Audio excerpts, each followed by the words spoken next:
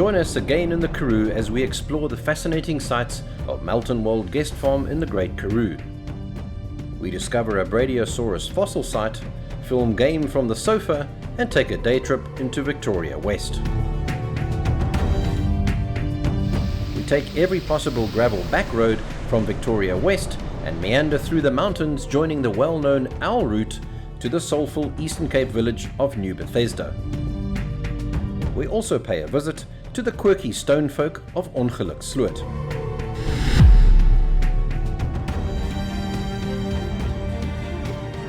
In this episode, we travel in the Great Karoo and the Karoo Heartland region. Please subscribe to our YouTube channel for more videos. Waking up before sunrise on a farm is a very special experience. Kirsten went for an early morning walk, whilst I caught some of the golden light flooding into the valley, illuminating the movements of the game right in front of die Watergat.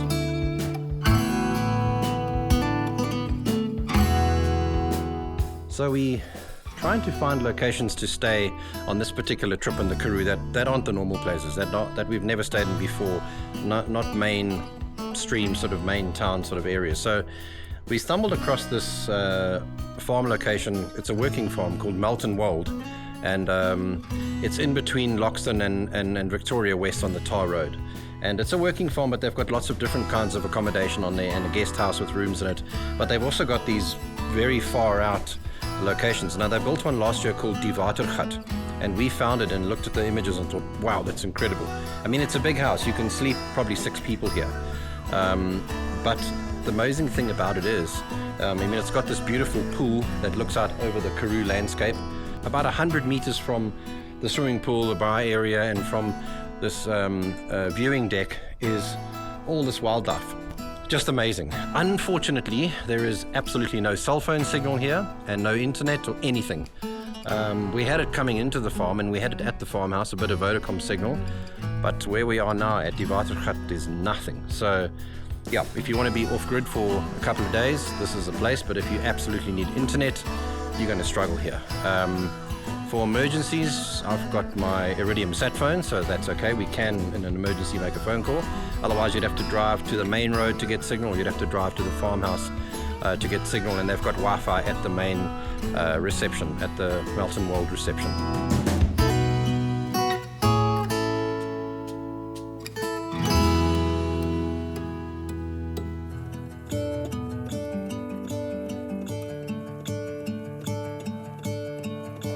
The golden wildebeest is a rare variant of the blue wildebeest.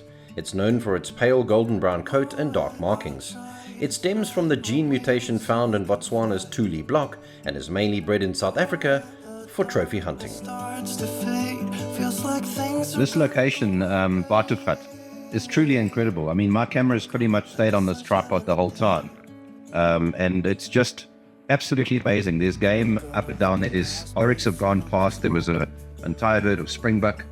Now there's 3 zebra coming here because they feed them quite close here, and there's a water hole. And take this weight off my shoulders, 'cause I know yesterday ain't coming back.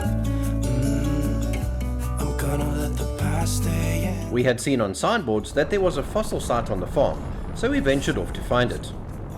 The fossilized Bradysaurus was an early parareptile from the Permian period, 350 to 250 million years ago. That's millions of years before dinosaurs. Bradysaurus fossils are located in the Abraham's Kraal Formation of the lower Beaufort group within the Karoo Basin. Although not dinosaurs, plesiosaurs are widely considered among the first truly large land-dwelling herbivores. Feels like things are gonna go my way. Judging by the depths of these ruts, it's not the kind of road you'd want to drive in wet season. Melton Wold has been operating since 1935 and is the oldest guest farm in South Africa. The main part of the guest house dates back to 1889. The farm historically operated its own post office, which served the community in the area.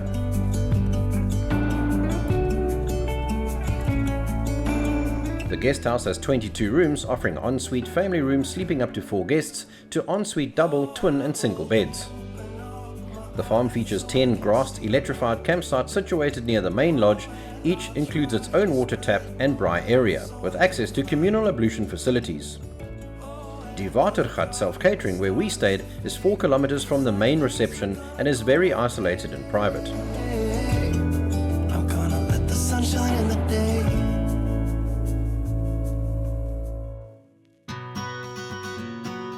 We decided to take a short trip to Victoria West to explore the small town. It's 39 kilometers from Melton Wold on the R63 tar road.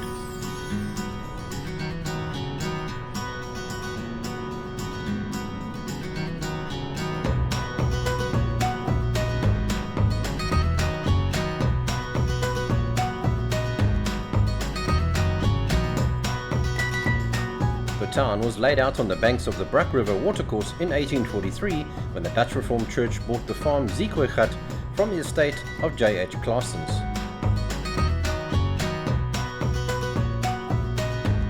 It was named Victoria in 1844 after Queen Victoria, but was amended to Victoria West in 1855 to distinguish it from the Eastern Cape district.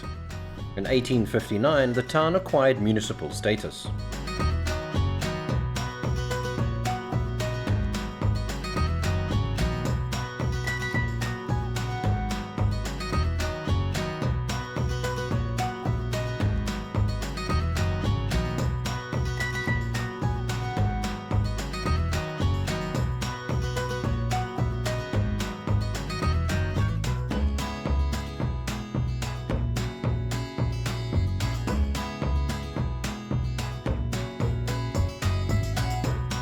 Parts of the town are in a state of disrepair.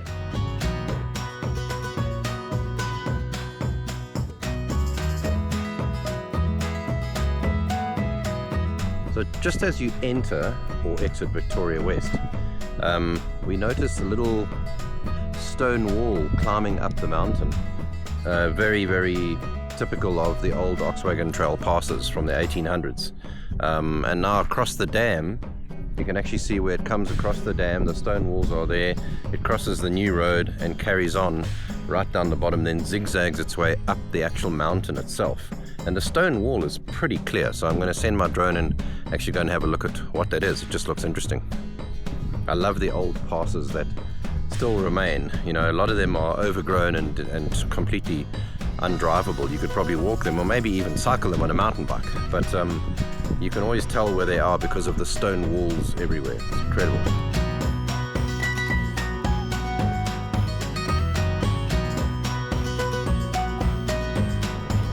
It was time for us to head back to Melton Wold and try out the pizza oven.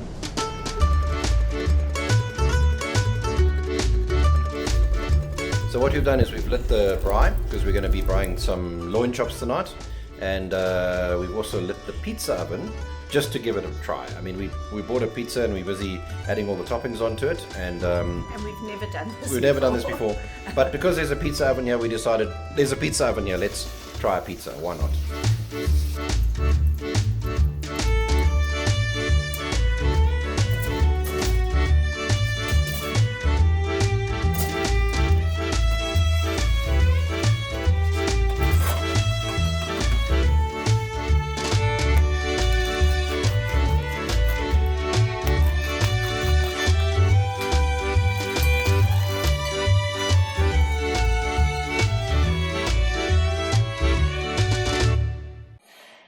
We are so happy that we found Melton Wold. It is such a beautiful guest farm. We've stayed in the Die Watergat accommodation, which has been fantastic. Massive privacy here. I mean, we're about 3 kilometers away from the rest of the accommodation. Today we're heading off to Nieu-Bethesda, which is a very special place for us. Yeah, so today's route, basically I want to be able to get us from where we are right now, from Melton Wold, all the way across into Nieu-Bethesda on literally 99% gravel. There is a network of gravel roads that we're going to take. So basically we're going to head out through Victoria West and then onto some secondary gravel roads. It looks like one of them runs along a train line, and then that'll join us up with the 398 just before Richmond. And we will travel through Richmond on the 398, which is a gravel road. But that's our mission for today, is to try and get from where we are in Melton Wold. We're taking gravel to Victoria West, then gravel to Richmond, and then we are cutting on our way towards Middelburg on the 398, and then we're cutting down south into Nieu-Bethesda. So it should be good. We should be able to get the entire way there on gravel, and we're looking forward to it. As much as we loved the silence and the space of Die Watergat, it was time to move on.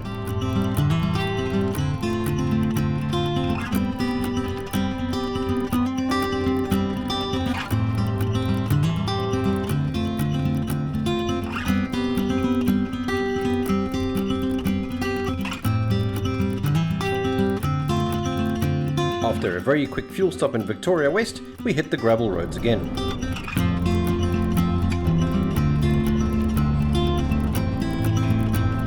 The old British blockhouse, often referred to as Fortrug, stands just outside Victoria West alongside the railway line. Dating back to the Second Boer War, 1899 to 1902, this stone structure served as fortification to protect the railway line.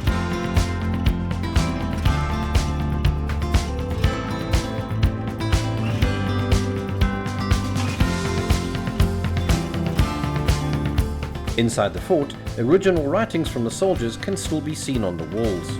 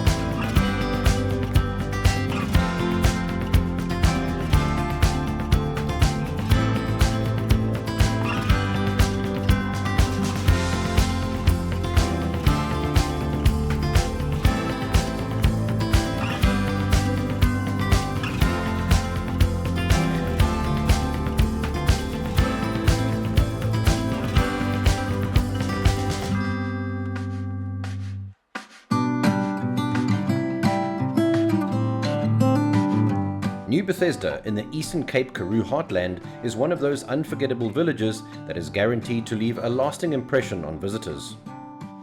Kirsten and I have stayed in Nieu-Bethesda many times over the last few years. During this visit, we booked 2 nights in the late world-famous playwright Athol Fugard's house in the village. This was of particular interest to Kirsten. We were looking for accommodation in Nieu-Bethesda on Airbnb, and we stumbled upon the late playwright Athol Fugard's home in Nieu-Bethesda, and we booked it immediately. And the reason we did is because Athol is my late uncle, my father's brother. And we are now spending 2 very, very special days in Sneeuwberg Lodge. We've just returned from a beautiful, beautiful stroll through Nieu-Bethesda. It really is a village made for walking through slowly. It's extremely picturesque. And we wandered past my parents' old home here. They had a holiday house here many, many years ago when I was still a child. So it was really quite a nostalgic morning, because the general dealer, which is directly next door to my parents' old place, is still there, completely unchanged, opposite the police station, down the road from the old church. So it was absolutely delightful. But I think the highlight for us on this trip is the fact that we're staying in Athol's old home, and this is where he spent a number of years writing his plays. And parts of it I remember, particularly the lounge and the kitchen, funnily enough. So we've decided we're going to stay in tonight, not go out for dinner anywhere. And I'm going to cook in Athol's old kitchen, which is going to be really very special for us.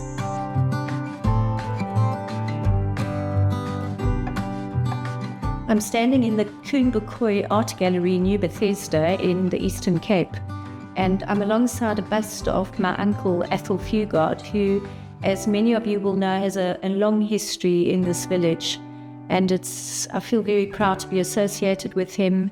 It's lovely to see all these reminders of Athol in this dusty little village in the Great Karoo. Nieu-Bethesda is famous for its somewhat preserved in time atmosphere and vibrant artist community. It was founded in 1875 on the farm 8 Cake, which belonged to B.J. Pienaar. There was a strong water supply on the farm, and Pienaar changed the course of the Gat River to drain the marshes and turn the area into fertile land.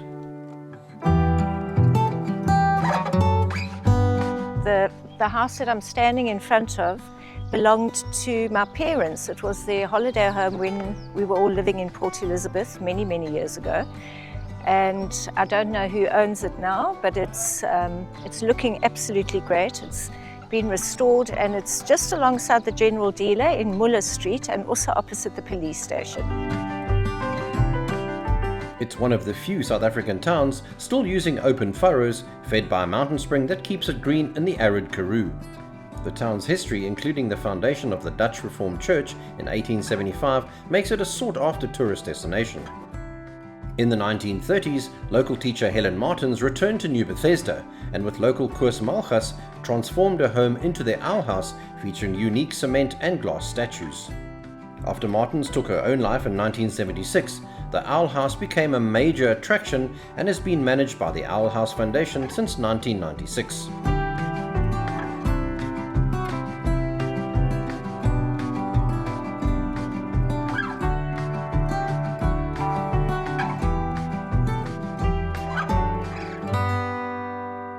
We stopped at the local drinking hole, Boetie's Pub, to have a casual chat to the owner, Boetie Bester. Boetie, firstly, thank you so much for agreeing to chat to Craig and I on very short notice.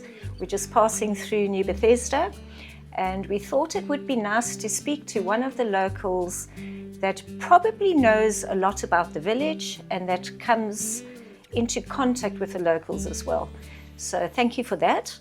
The first thing I wanted to ask you is, can you tell us when this little pub was established and a little bit of the history around it, how it started, what it looked like in the beginning, and what the main things were that got it to evolve into what it is today?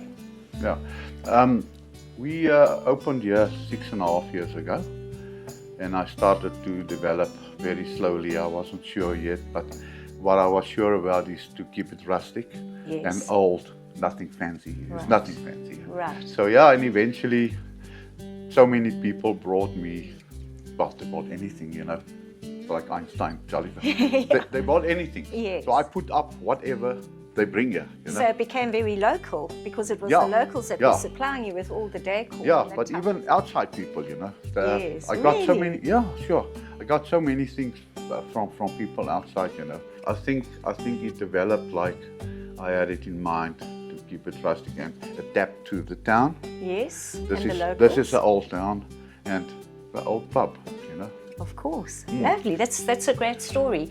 And what do you think is the thing that really makes Nieu-Bethesda a special little village? Because you obviously are coming into contact with the locals. People come here and they socialize, and obviously a lot of people that are traveling through will come here. But what do you feel, having been here a long time yourself, what makes Nieu-Bethesda really, really special? Well, in the first place, it's very unique. All those dirt roads is the character of the town, and it's small, you know. If there's so many people coming through here on the Caminos, you know. So you walk 5 minutes if you want to be alone. You're out of town. Absolutely. You know, and the old buildings, you know, of those years, and it's just an awesome little old town. So Boetie, I think little Karoo dorpies can be lonely places. And I think that, you know, besides it being a place where people come for a drink, it's a whole lot more than that. I think it's where people can connect and really just have human interaction. Otherwise, for certain people, small towns can be really, really lonely. Yeah, no, definitely so. There's nothing else to do. Some restaurants close early on a Sunday, but eventually everybody wants to meet somewhere. Of course. And this is where they come. Right. And they meet here and just enjoy the Sunday afternoon till it's like dark and they all leave again. Wonderful. So it becomes like a kuierplek. Kuierplek, yeah, this is the kuierplek, especially on a Sunday.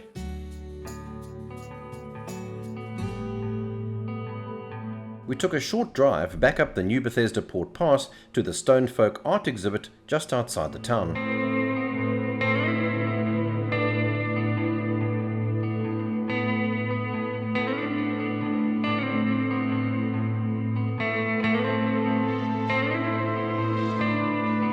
The Stone Folk of Ongelukssloot is a permanent outdoor sculpture installation on the farm Doringberg, located 7 kilometers on the gravel road outside Nieu-Bethesda. They were created by South African artist Reino Greef.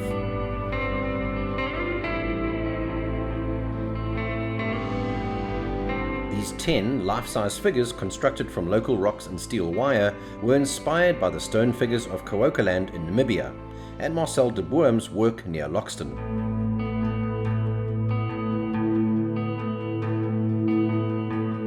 The location has a self-guided circular walking route of less than 1 kilometer and allows visitors to view the figures, which often appear to change perspective against the sky.